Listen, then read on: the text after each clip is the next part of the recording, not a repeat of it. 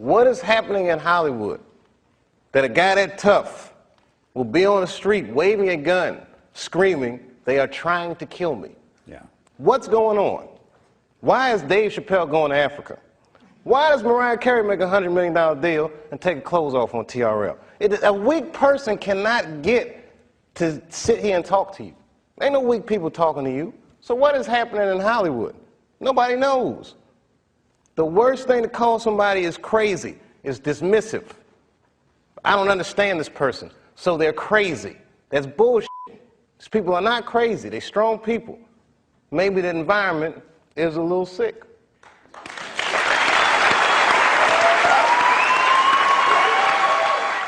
I watched one of these nature shows one time, and they were talking about how a bushman finds water when it's scarce. And they do what's called a salt trap. I didn't know this. Apparently baboons love salt. Okay. So they put a lump of salt in a hole, and they wait for the baboon. The baboon comes, sticks his hand in the hole, grabs the salt makes his hand bigger, and he's trapped. He can't get his hand out. Now, if he's smart, all he does is let go of the salt. Baboon doesn't want to let go of the salt. Then the bushman just comes, takes the baboon, throws him in the cage, and gives him all the salt he wants. And then the baboon gets thirsty. The bushman lets him out the cage. The first place the baboon runs to is water. Bushman follows him, and they both drink to their fill. And in that analogy, I felt like the baboon. But I was smart enough to let go of the salt. I gotta tell you something, and I don't talk about it often. Have you ever worked all your life for something and have it not work out?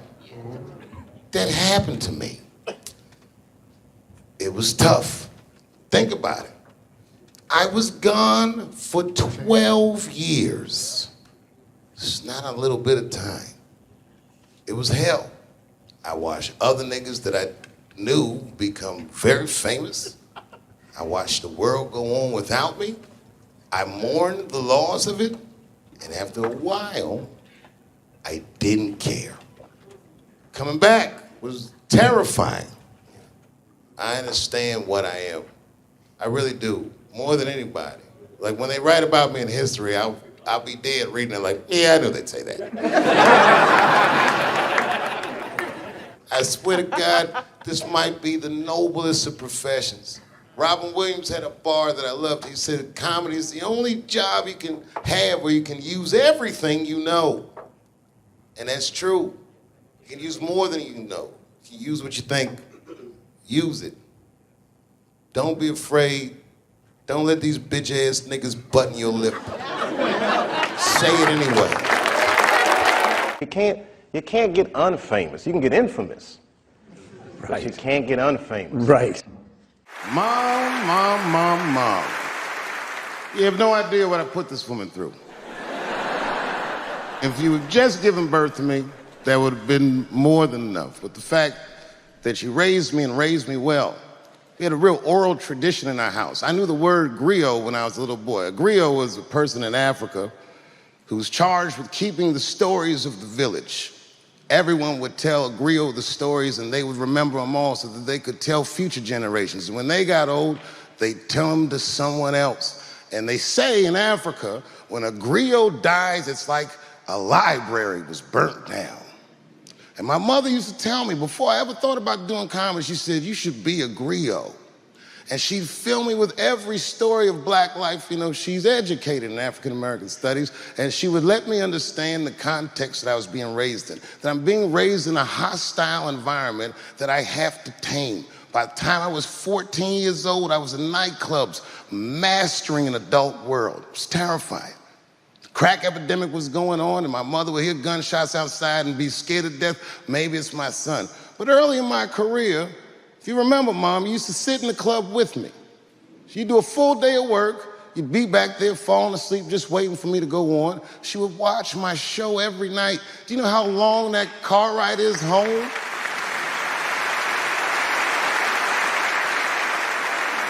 How many of you have ever heard your mother say, pussy jokes were a little too much tonight, son?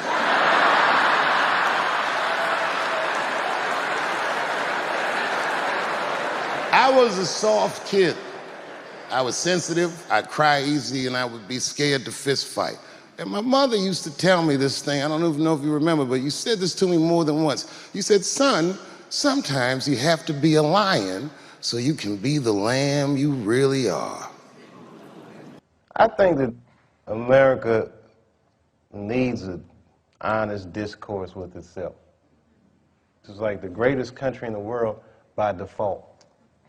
You know what I mean? But we could actually be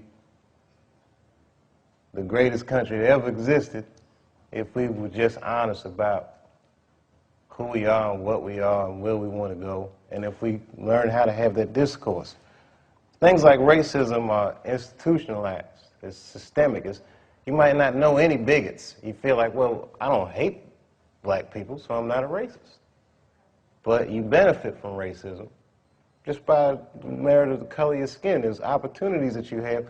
You're privileged in ways that you may not even realize because you haven't been deprived in certain ways.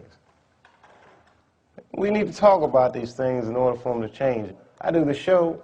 I walk down the street, black people like it, white people, the generations, it doesn't matter, because it needs to be talked about. It's like the elephant in the living room that nobody says anything about. So when the Bigsby thing came out, there was a lady from Texas that called Comedy Central, I mean, damn near 100 times. She was furious with me. I wasn't mad at her for being mad at me. It's like, okay, that's good, you know. Not good that she's mad at me, but she's entitled to her opinion. And maybe she's right. I don't know. I just thought it was funny. That's what I did. I'm a comedian, man. That's how I look at the world, and that's what I'm spitting out. So I don't judge people or not like people for thinking. People that I love tell me I go too far sometimes. Maybe I went too far, but I did it. You know.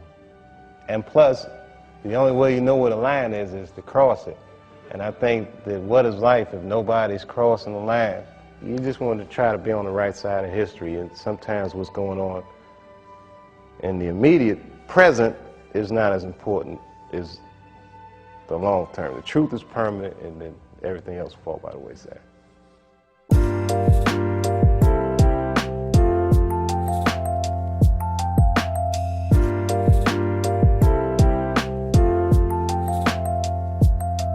I did want to say, and one thing today just made me think about, for all the things that I've done, I'm most renowned for what I didn't do. I've made decisions in my career that a lot of people have called insane. 2004, had a $50 million deal on the table, and in a crisis of conscience, flipped the table over and walked away. Went to South Africa. Everyone said I was running away from the money. That is not true. In fact, I still want that money.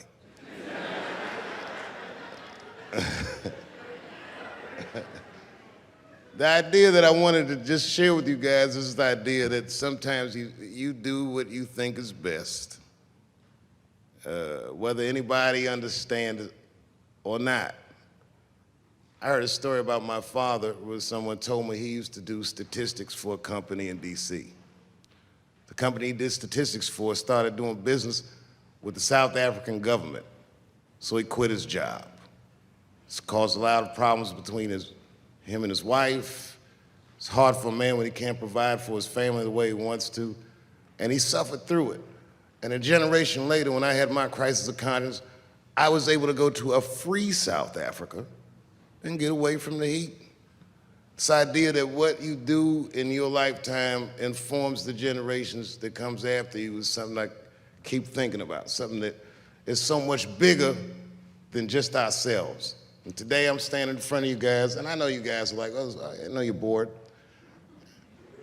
But I see family of mine in the front row some who I've never met, and I just realize how all of us are connected. That my great-grandfather built something more substantial than buildings. He built a community, and he built, more importantly than a community, he built a way. You know, so I'm very grateful. Very grateful Hello, police. I just saw him saying, you know what I mean? He's standing over like, so this is what black people talk about.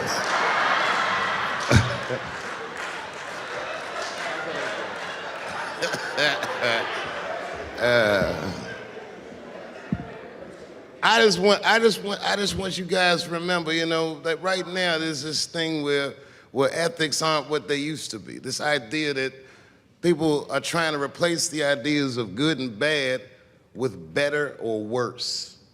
And that is incorrect. You gotta keep your ethics intact because good and bad is a compass that helps you find the way. And a person that only does what's better or worse is the easiest type of person to control. They are a mouse in a maze that just finds the cheese. But the one who knows about good and bad will realize that he's in a maze. So, that being said, I just hope that all of you guys transcend whatever you see as your obstacles and that you live outstanding lives and that you stay connected to your communities because you have so much power there, and that you grow your communities and you diversify your communities, and that you don't let anybody tell you you can't or to be afraid. It's okay to be afraid because you can't be brave or courageous without fear. The idea of being courageous is that even though you're scared, you just do the right thing anyway. So in 2004, I walked away from $50 million, and in November, I made a deal for $60 million. So,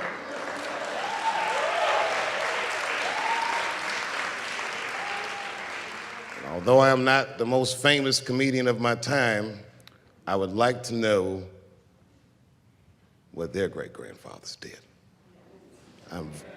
I'm very proud today. Thank you very much.